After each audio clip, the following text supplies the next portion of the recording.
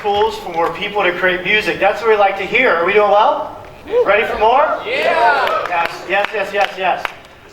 The next brand we're bringing on stage is a very, very old, iconic brand. 19 decades. Over 19 decades old. In fact, talk about innovation. Their products they started with in 1835 over the years have evolved and evolved with trends, where they've literally been there on the front lines making the instruments and evolving the instrument into what we know it is today, and they continue to evolve the instrument. What we're about to see, which I just got a glimpse of backstage, is pretty incredible. Talk about a company that's so bold. In the early 20th century, the early 1900s, when music making got louder, the expectation was we need louder instruments for clubs and to have more people hear, they created a new, larger-bodied instrument and actually literally named it after a battleship. That's how bold this company is. But Dreadnought, they're actually incredible. See what I did there? Come on, now we're talking about that one. They're incredibly nice people. They're wonderful, and we're proud to have it. We're proud to have coming to the stage our friends from Martin Guitar. Please help me welcome Thomas Ripsum, Fred Green, and Tim Teal, and very special guests, including a Rock and Roll Hall of Famer.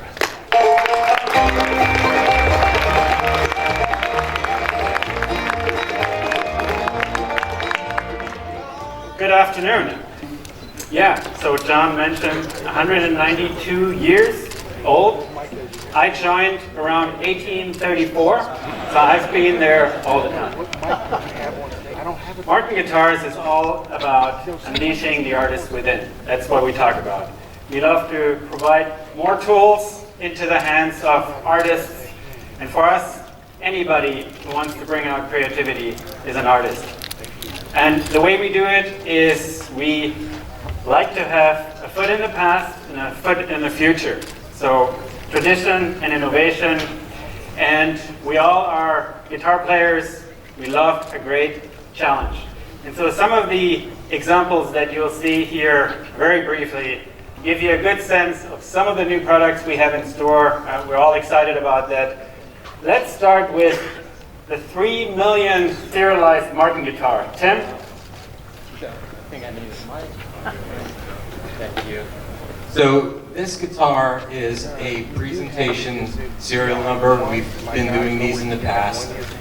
Serial number 1 million, serial number 2 million, now serial number 3 million. And the theme is past, present, future, and it relies on the and company part of Martin and Company. So it's a homage to all the workers who worked at Martin Guitar, past, present, and future. And you can see this beautiful sycamore tree. Our headquarters is based on 510 Sycamore Street in Nazareth. These leaves are adorned with gold, and they have human fingerprints. And of course, the Moravian stars from the area that was originally settled by the Moravians. There's a really good documentary about this guitar. I would encourage you to take a few minutes and really check that out. And you can find that on martinguitar.com and the YouTube website. Exactly. Thank you, Tim. Really exciting. One of these, only one of these, will be for sale worldwide. So there will be one lucky owner. And then we also are going to make 30 units that are inspired by this guitar and will retail around $300,000 per. So you get a sense what this might be worth. So that's one. The next one I want to talk about is something we're really excited about to have back in our assortment. Many legends have played double neck guitars, and I think most of us probably can point to some of those legends that we were impressed with. John Mayer, as many of you know, during his acoustic solo tour, played a Martin double neck. And before, during, and after that tour, a lot of people reached out to us and say, hey, why don't you make a double neck Martin guitar that's available for sale? So we thought, oh yeah, we should. And we did. So here is the first Martin double neck guitar, offered since 1907 when we offered one. And this guitar will be available as part of our standard line, right? So no limitation, this is going to be available and part of our line, hopefully for a long time. And George will play it for us a little bit.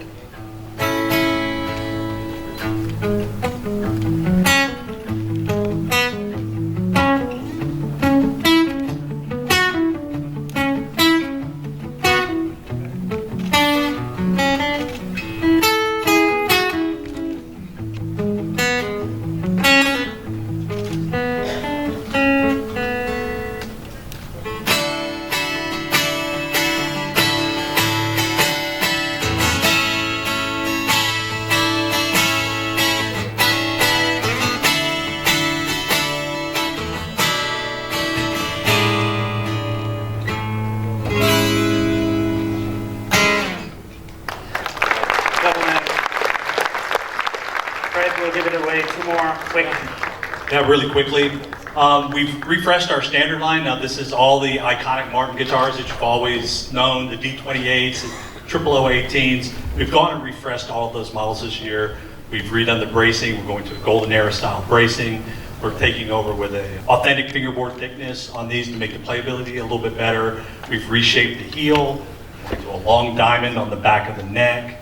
And we're also introducing a 17 series, which is much like our 15 series, except it's going to have all of these new standard line specifications on it, including a compound dovetail neck joint and the golden era bracing. And for the first time in over 30 years, we're going to be introducing the OM and a 45 style, which we haven't done that in quite a long time. Great. Yeah, also, and then I'm going to follow up with this one piece here. We're proud to announce an artist partnership with a great young player, Billy Strings. So we're going to be doing a Billy Strings D28. Yes, exactly. It's a good one. Yeah! So Billy has a 1940 D28 that's his favorite guitar. This guitar is based on that. It has a very, very unique 25-inch scale length, which is different from Martin, and a different string spacing, which is quite odd, 1 in 23/32 string spacing, which is so very in between the two normal string spacings we offer. Really, really cool guitar. And we're going to do an X Series model also for those, because Billy wanted to make sure that his young fans would be able to access a guitar that costs a little bit less money. So we'll be doing that out of our Navajo facility using our high pressure laminate in our X Series. And it will have the same scale length and string spacing. Excellent. Well, before we head out, we have one more really, really special surprise. You want to take the guitars back? And we have a special guest. You all know him. He's a Rock and Roll Hall of Famer, and he's also a Grammy Award winner. So please welcome, ladies and gentlemen, please welcome Mr. Peter Frampton.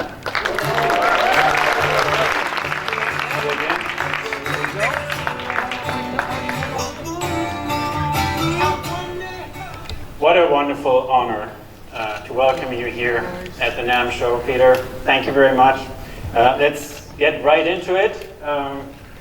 You've been a great friend to Martin for a long time. How did you come to play Martins, and what are some of your favorites in your collection?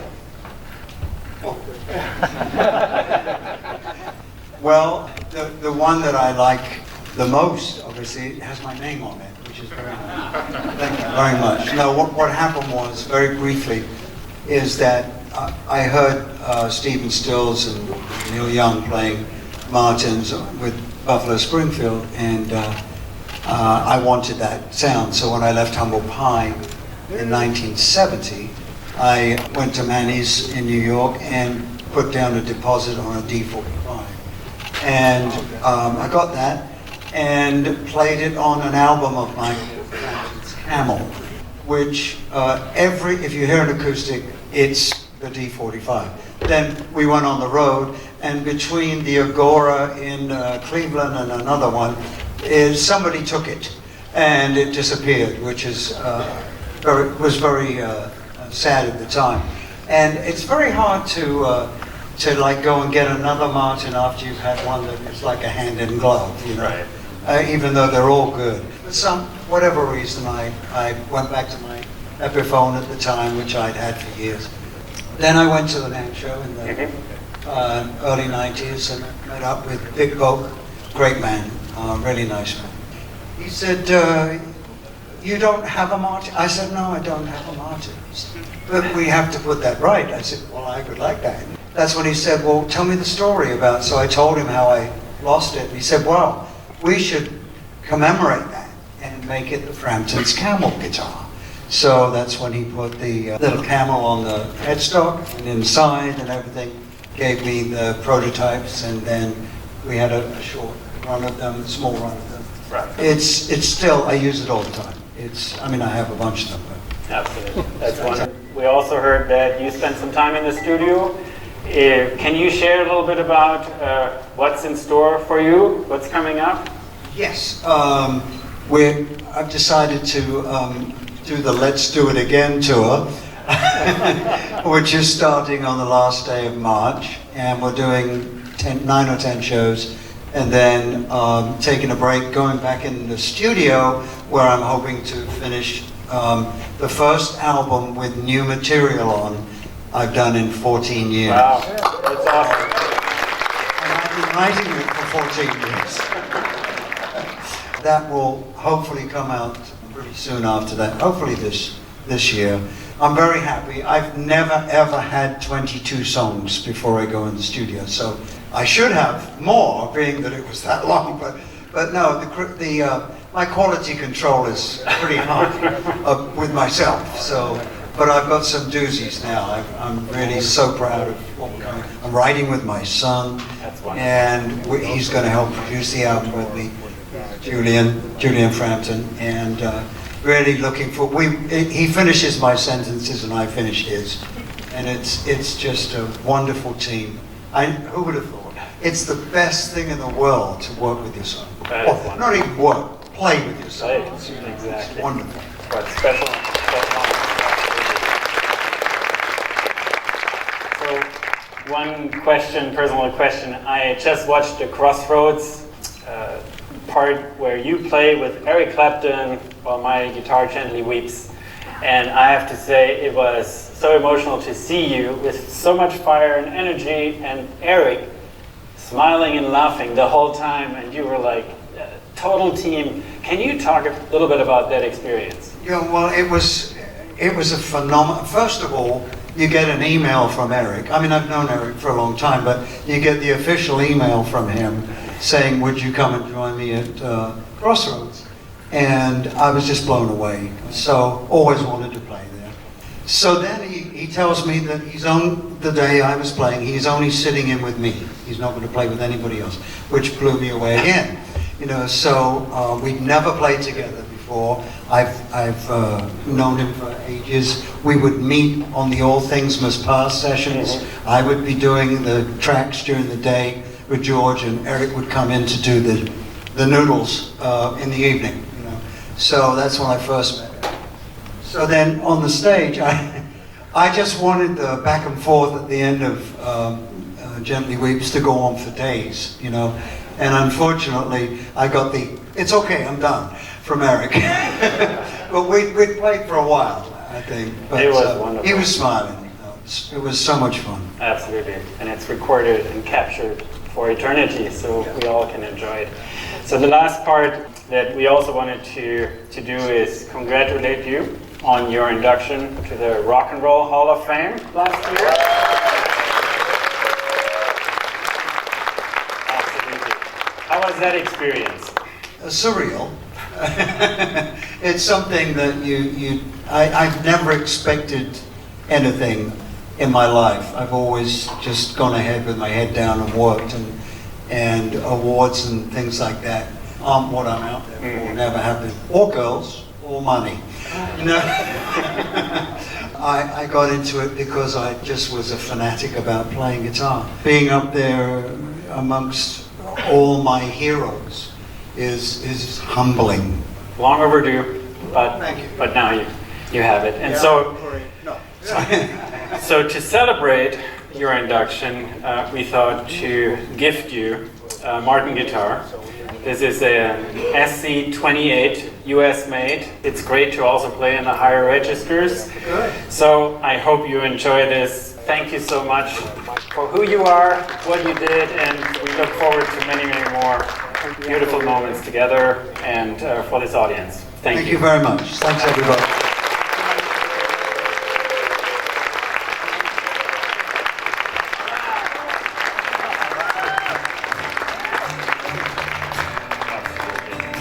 Do you have a picture?